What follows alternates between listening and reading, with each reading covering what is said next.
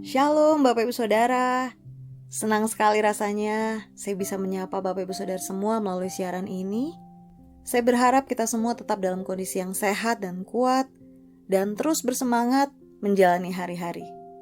Karena itu bagi Bapak Ibu Saudara yang sedang mendengarkan siaran ini, saya mengajak kita semua sebelum kita melakukan aktivitas lebih lagi, mari kita persiapkan hati untuk bersekutu dengan Tuhan melalui kebenaran firman yang akan kita dengar pagi ini. Sebelumnya kita berdoa. Tuhan Yesus, kami sungguh bersuka cita. Kami mengucap syukur untuk kebaikan-Mu. Karena satu hari yang baru telah Engkau sediakan bagi kami. Terima kasih ya Bapa. Kami terlalu percaya Engkau mengasihi kami. Dan ajarkan kami untuk mengasihi Tuhan lebih lagi. Kami persiapkan hati dan telinga untuk mendengarkan kebenaran firman-Mu. Berbicara lebih lagi Tuhan. Roh Kudus berikan kami pengertian. Supaya apa yang kami dengar bukan hanya sebagai pengetahuan ataupun rutinitas, tetapi kami boleh mendapatkan rema. Terima kasih ya Tuhan. Kami siap mendengar. Di dalam nama Yesus Kristus. Amin. Ayat bacaan kita saat ini terambil dalam Matius 21. Demikian firman Tuhan. Tetapi, apakah pendapatmu tentang ini? Seorang mempunyai 2 anak laki-laki. Ia pergi kepada anak yang sulung dan berkata, "Anakku, pergi dan bekerjalah hari ini dalam kebun anggur." Dalam tiap kebaktian, kita sering mendengar dari para pengkhotbah agar kita berkata dan bertindak sesuai dengan kehendak Allah. Pokoknya, segala sesuatu harus berdasarkan firman Tuhan, sehingga berkat-berkat Allah, kasih karunia-Nya serta keselamatan kekal menjadi bagian kita. Implementasi iman kita dalam upaya melakukan kehendak Bapa bukanlah sekedar mendengar khotbah agar kita taat dan setia melakukan firman-Nya, tetapi lebih dalam lagi.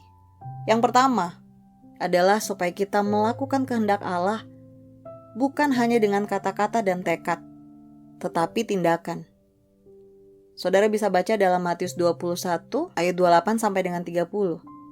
Artinya, bukan hanya menjadi pendengar, lalu meniatkan dalam hati untuk melakukan segala sesuatunya dalam firman Tuhan. Lebih tegas lagi, kita harus menjadi pelaku firman Tuhan. Bukan hanya sekedar mendengar dan berniat. Sebab sebagai pelaku firman-Nya, kita akan merasakan sepenuhnya kasih dan karunia Tuhan dalam kehidupan kita. Masih sangat banyak orang yang berhenti setelah mendengar dan berniat. Mereka tidak melanjutkannya dengan perbuatan nyata.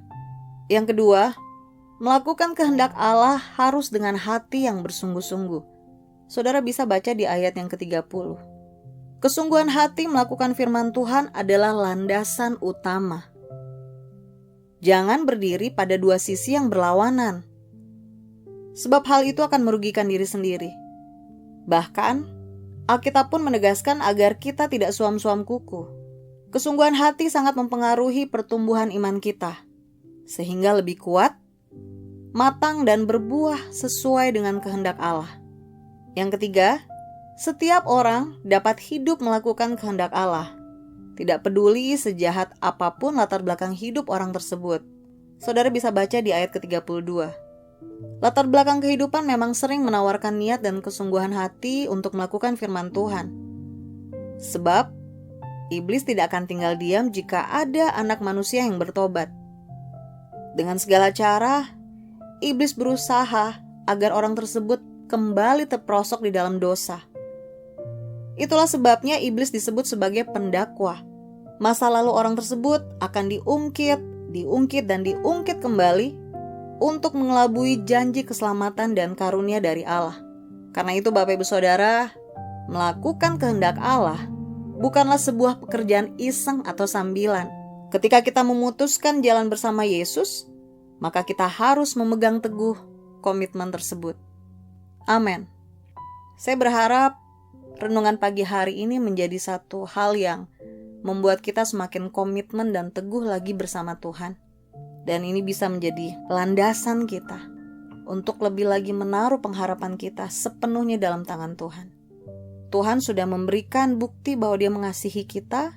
Nah, sekarang kita juga harus memberikan bukti untuk berkomitmen mengasihi Tuhan. Sebab itu, Bapak Ibu Saudara, mari saya mengajak setiap kita sebelum melakukan segala aktivitas, segala rutinitas, mari kita satukan hati, kita berdoa. Tuhan Yesus, mampukan kami untuk terus berkomitmen untuk melakukan apa yang menjadi kehendak-Mu dalam hidup kami. Dengan kekuatan kami tidak bisa apa-apa. Kami tidak mampu ya Tuhan. Karena itu kami menyerahkan seluruh hidup kami, tubuh, jiwa, dan roh kami. Kiranya Roh Kudus mau memampukan kami ya Bapa untuk mengasihi Engkau seperti Engkau mengasihi kami. Biarlah dimulai dari saat ini, kami mau belajar untuk menjadi pelaku firman-Mu yang setia. Biarlah setiap firman yang kami dengar tidak hanya menjadi ilmu pengetahuan atau sekedar informasi, tetapi sungguh-sungguh mengubahkan hidup kami. Terima kasih ya Tuhan, terpujilah nama-Mu, di dalam nama Yesus Kristus kami sudah berdoa. Haleluya. Amin. Selamat beraktivitas Bapak Ibu Saudara. Tetap semangat, tetap sehat, tetap bersuka cita. Tuhan Yesus memberkati.